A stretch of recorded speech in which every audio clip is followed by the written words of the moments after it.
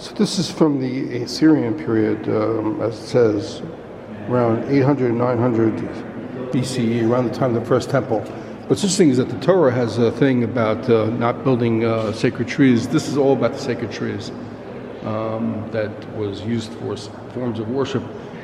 That, by the way, is an esrog, I believe. And so you can see the connections that Yiddishkeit has to the Middle East, even at this time period.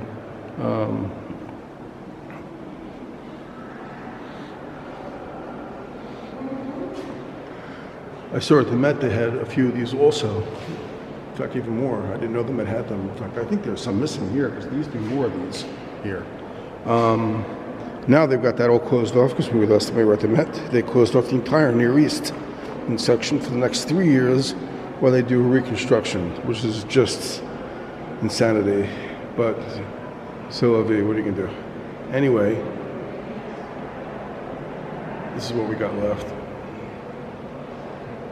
And of course, this is a form of cuneiform that's on these walls.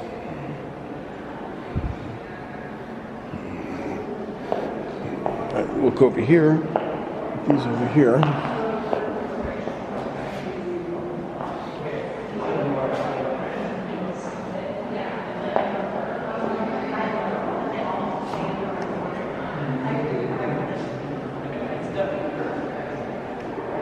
More esrogs.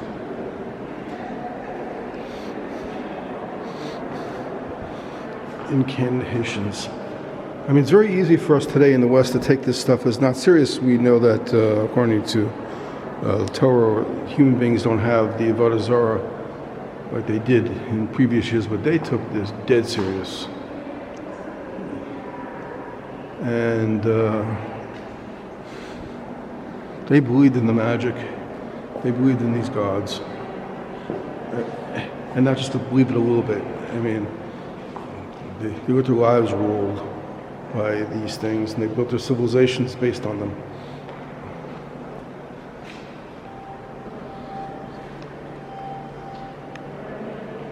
Never underestimate the importance of religion before the 20th century.